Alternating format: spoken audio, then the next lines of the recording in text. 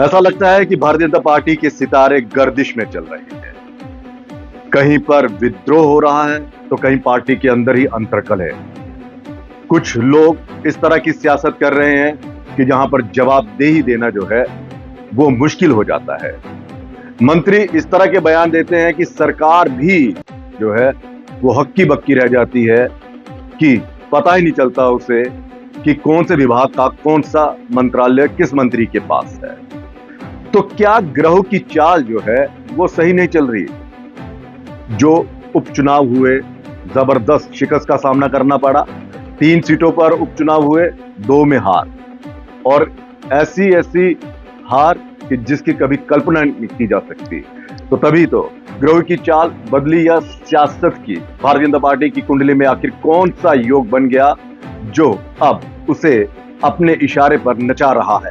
कभी एक दौर था जब कहा जाता था कि भारतीय जनता पार्टी ना झुकती है ना रुकती है, और आज वो वक्त आ गया है कि भारतीय जनता पार्टी रुक रुक कर जवाब दे रही है, रुक रुक कर ही फैसले ले रही है, और रुक रुक कर ही उपचुनावों में अपने जो नेता हैं या चुनाव लड़ने वाले उम्मीदवार हैं उनको बदलती है। विपक्ष जितना हमला करता था उतना ही उसका पलटवार तेज होता, लेकिन आज तस्वीर कुछ बदली बदली सी दिख रही है। यानी कि विपक्ष इतना बेबस था इस भारतीय जनता पार्टी के आगे कि जैसे ही वो किसी मुद्दे को लपकता था, वैसे भारतीय जनता पार्टी के जो कह सकते हैं पहरेदार या फिर सिपह सालार, वो इस तरह से हमला करते थे कि सब के सब बेबस हो जाते थे और बैकफुट पर आना पड़ता था विपक्ष को। विपक्ष को लगता था कि अब हम किस तरह से इसको काउंटर करें, क्योंकि जो मुद्दा हमने बनाना था भारतीय जनता पार्टी ने उसका नैरेटिव चेंज कर दिया। लेकिन अब विपक्ष जो है वो फ्रंट फुट पर खेल रहा है। वो लगातार मजबूर कर रहा है भारतीय जनता पार्टी को कि ऐसे ऐसे फैसले ले रहा है ताकि विपक्ष को मौका मिले भारतीय जनता पार्टी पर हावी होने को, और मिल रहा है। आप सोचिए, ये उपचुनाव बांकीपुर का, नवीन नितिन भारतीय जनता पार्टी के राष्ट्रीय अध्यक्ष सीट खाली करते हैं वहां से जब इनको यहां पर दिल्ली लाया जाता है, और सरकार भी अपना, मुख्यमंत्री भी अपना, यूं कहे कि डबल इंजन की सरकार। और डबल इंजन में क्या हुआ कि एक नट जो है वो जबरदस्त ढीला पड़ गया, और जीता भी कौन? जो किसी जमाने में भारतीय जनता पार्टी की रणनीति बनाता था। जी हां, प्रशांत किशोर, जन स्वराज पार्टी। ये वही प्रशांत किशोर है जो कह सकते हैं कि एक मैनेजर है। जब भी चुनाव होते हैं तो बड़ी बड़ी पार्टियां इनको हायर करती है, और अपना चुनाव लड़ा, खुद का लड़ा, जीत गए, लेकिन जब पार्टी बनाकर पूरी सीटों पर लड़े थे तो हार का सामना करना पड़ा। अब ये जन स्वराज पार्टी का एक विधायक जो है वो विधानसभा में पहुंचेगा बिहार की। अब सोचिए कि यानी कि घर का भेदी ही लंका ढा गया। इन्हीं के सहारे तो पूरी स्ट्रेटजी हुई थी 2014 में, किस तरह से चुनाव लड़ना है, कैसे हमने इसको मैनेज करना है, कौन से स्लोगन्स देने हैं, मीडिया किस तरह से वो करना है, ये सब प्रशांत किशोर संभालते थे। एक कॉन्ट्रैक्ट हुआ था इनका, लेकिन उसी प्रशांत किशोर ने इनके घर में सेंध लगा दी, इनके घर में हरा दिया। तभी तो ग्रहों की चाल जो है वो बदल चुकी है, और ऐसा लगता है कि सियासत के ज्योतिष अगर आज कुंडली खोलें तो पूछ बैठेंगे आखिर ग्रह खराब हैं या राजनीति। एक तरफ पार्टी के भीतर खींचतान जो हम बता रहे थे कि खबरें आ रही हैं, दूसरी तरफ परीक्षा से जुड़े विवादों पर विपक्ष के हमले, कहीं चंदे को लेकर राजनीति के आरोप प्रत्यारोप, और अब उपचुनावों में मिली हार ने विपक्ष को नया मुद्दा दे दिया। और विपक्ष अब समझ गया है कि एकजुट होंगे तो भारतीय जनता पार्टी को हरा पाएंगे। ये जो संजीवनी मिली, ये कहां से मिली? ये सबसे पहले संजीवनी मिली राम मंदिर, प्रभु श्री राम मंदिर के चंदा चोरी से। शायद वही चंदा चोरी जो है वो श्राप लग गया है इन्हें। वो किस तरह से श्राप लगा आप सोचिए। उसके बाद ही सारे ग्रहों की चाल बदल गई। क्यों? क्योंकि इन्होंने छोटे जो मोहरे हैं उनको सलाखों के पीछे डाला, और जो बड़े बड़े मगरमच्छ थे उनको जैसे चंपत राय हो गया, अनिल मिश्रा हो, गोपाल राय, इनको बचाया, जबकि यही जिम्मेदार थे। और फिर प्रभु श्री राम जी ने भी कह दिया कि भाई साहब, जिनको आपने चौकीदार बनाया था मेरा, वही तो मेरा जो चंदा है वो हरण करके ले गए। तो अब इनको कष्ट हो रहा है और ये कष्ट मिलना जरूरी था इनको। क्यों? क्योंकि इनके सामने कोई भी मुद्दा लाए, नहीं ये हो ही नहीं सकता, ये है ही नहीं, ये चंदा चोरी नहीं, तो खुद ही सीट बिठाई। हालांकि ये योगी बाबा को धन्यवाद देना चाहिए जिन्होंने तुरंत एक्शन ले लिया, वरना इनके पाले होता दिल्ली की अगर बस की बात होती ना, तो शायद ही ये चंदा चोरी जो है वो पकड़े जाते। तो नया मुद्दा तो मिल गया। जो पार्टी कभी जो पार्टी हर चुनाव को अपने पक्ष का जनादेश बताती थी, आज उसे हर हार पर सफाई देनी पड़ रही है। जो नेता कभी विपक्ष से सवाल पूछते थे, अब खुद प्रेस कॉन्फ्रेंस में जवाब देते दिखाई दे रहे हैं। सवाल सिर्फ एक सीट का नहीं है, सवाल उस नैरेटिव का है जो वर्षों की मेहनत से बनाया गया था। हम अजय हैं। राजनीति में जीत जितनी बड़ी खबर बनती है, हार उससे भी ज्यादा बड़ा संदेश देती है। विपक्ष अब कह रहा है कि जनता सवाल पूछ रही है, जबकि भारतीय जनता पार्टी इसे स्थानीय कारणों और अस्थायी झटकों का नाम दे रही है। लेकिन राजनीति में धारणा उतनी ही महत्वपूर्ण होती है जितना परिणाम। अब देखना यह होगा कि भारतीय जनता पार्टी इस दौर को सिर्फ एक अस्थायी ग्रहण साबित करती है या विपक्ष इसे आने वाले बड़े राजनीतिक परिवर्तन की शुरुआत देख रहा है या बना देगा। क्योंकि लोकतंत्र में कुंडली नहीं, जनता का फैसला सबसे बड़ा ज्योतिष होता है और जनता ने फैसला इन्हें उपचुनावों में दे दिया। मध्य प्रदेश में देखिए, दतिया से भी ये हार गए। हालांकि पहले भी कांग्रेस के उम्मीदवार ने ही ये चुनाव जीता था, लेकिन उनका कुछ आपराधिक कुछ था और वो सीट खाली हो गई। तो यहाँ पर नरोत्तम मिश्रा को ये सीट मिलनी थी।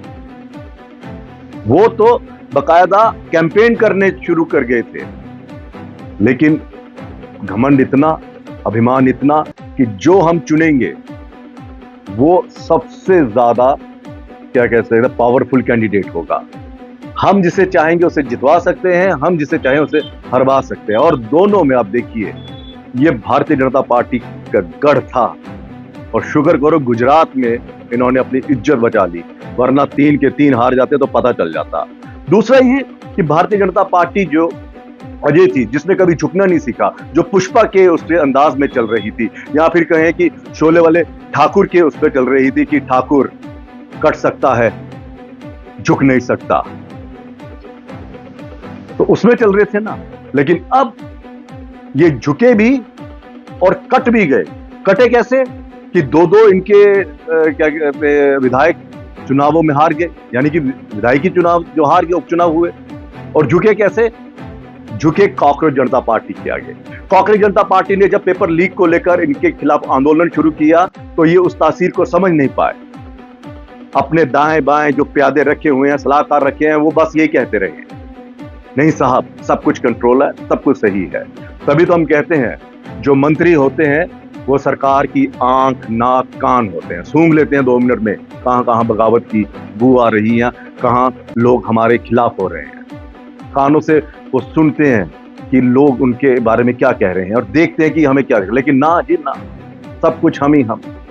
और ऐसे ऐसे मंत्री यहाँ पे बने हैं जिन्हें इतना ज्यादा घमंड है कि वो जनता की उस शिकायत को कोर्ट में चैलेंज करते हैं। नितिन गडकरी देख लीजिए,